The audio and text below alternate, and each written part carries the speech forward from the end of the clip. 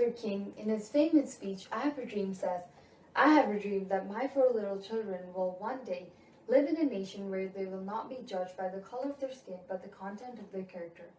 This quote conveys the idea of ethnicity and how it's still an issue that continues to affect certain groups in society. Ethnicity, by definition, is an individual's feeling to belonging of a particular ethnic group. Matters get even more complicated when the concept of identity is introduced because one's identity is determined by his or her capabilities and not by their race or religion. Today, we see numerous ethnic groups present in society, such as the Arabs, Irish, Croatians, Indians, Pakistanis, you name it.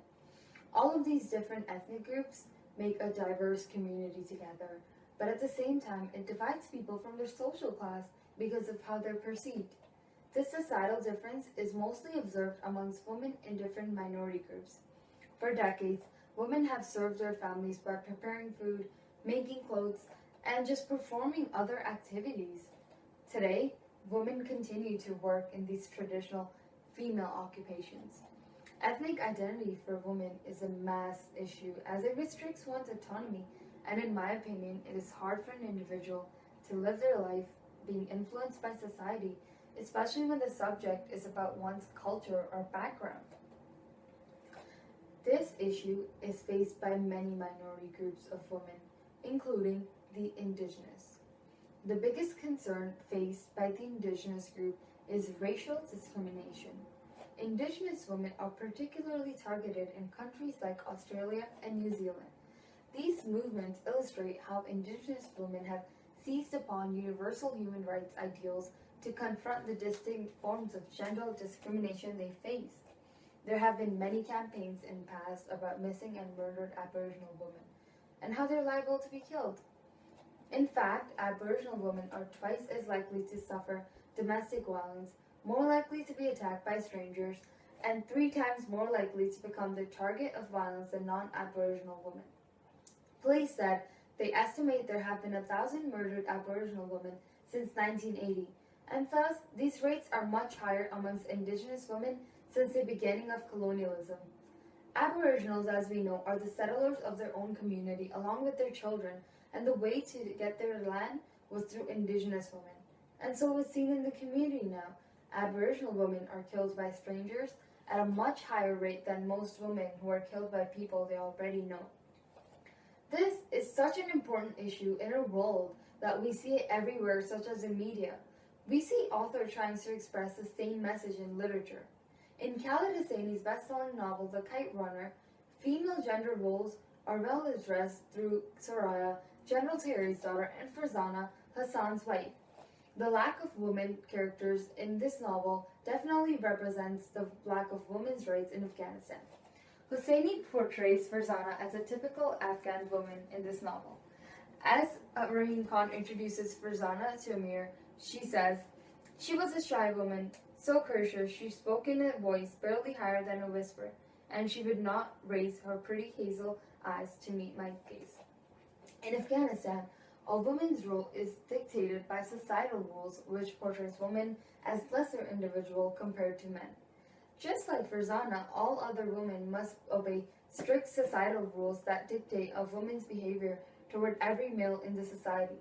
Women must dress a certain way, not showing their skin, and are not allowed to make eye contact with men. However, on the other hand, Hosseini portrays Soraya as a non-typical Afghan. As Amir and Soraya are driving back home from a wedding held by Soraya's uncle, Soraya proclaims, Their sons go out nightclubs looking for me and get their girlfriends pregnant. They have kids out of wedlock and no one says a goddamn thing. Oh, they're just men having fun. I make one mistake and suddenly everyone's talking dung and nemoos, and I have to have it face rubbed for the rest of my life. This quote expresses how prejudiced of the Afghan society can be to women, because men are able to do whatever they want and are not allowed to and do not worry about the consequences they have to face, whereas women do something wrong, like what Soraya did, and they have to deal with the societal shame. In Afghan culture, all women are expected to stay home and must provide a family and fulfill the traditional duties of life. This issue is also prevalent in our current society as seen through many media sources, including movies and newspaper articles. The message of women and minorities is observed in a 2013 Bollywood movie, Queen. Queen is based on a typical Delhi girl who is brought up in a loving, protective Indian family where her peers decide what her life is going to be. She, one day, is put into a situation where she finally makes one of the most unlikeliest decisions of her life. She decides to go on her honeymoon alone.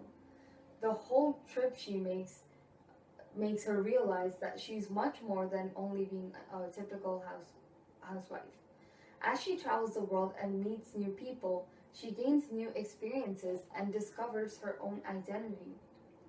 This movie not only teaches women about society, but it also teaches about how females can live their life and enjoy it without interfering with any societal rules.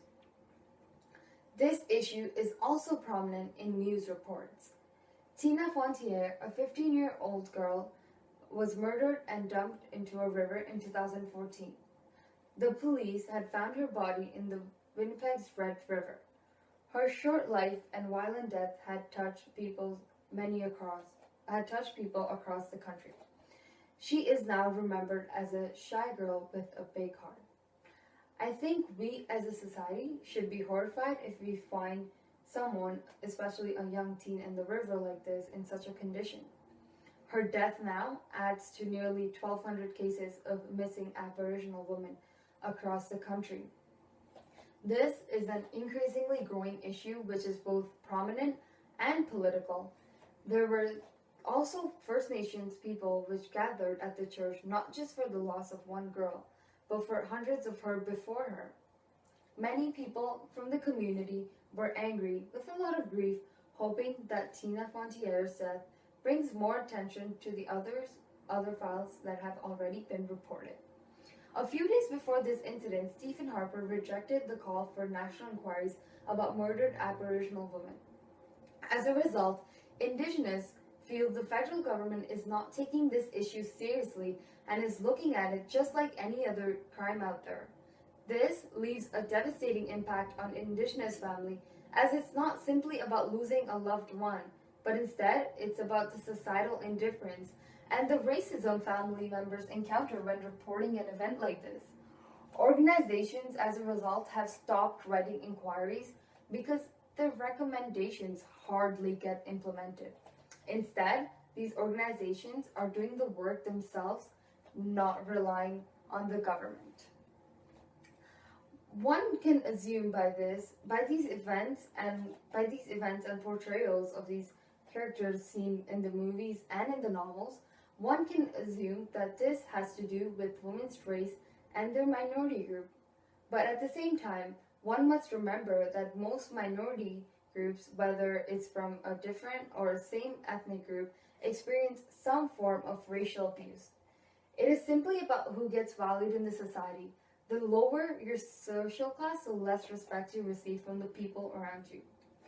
Although the world we see today has evolved so much, we as humans have still not learned how to evolve within ourselves, thus are carrying the same mentality from decades. If women are continuing to be mistreated, this world will become a terrible place. And this is not just a women's issue or a men's issue. This is a societal issue which cannot be fixed until people change their perception towards these minorities and treat them equally. Thank you.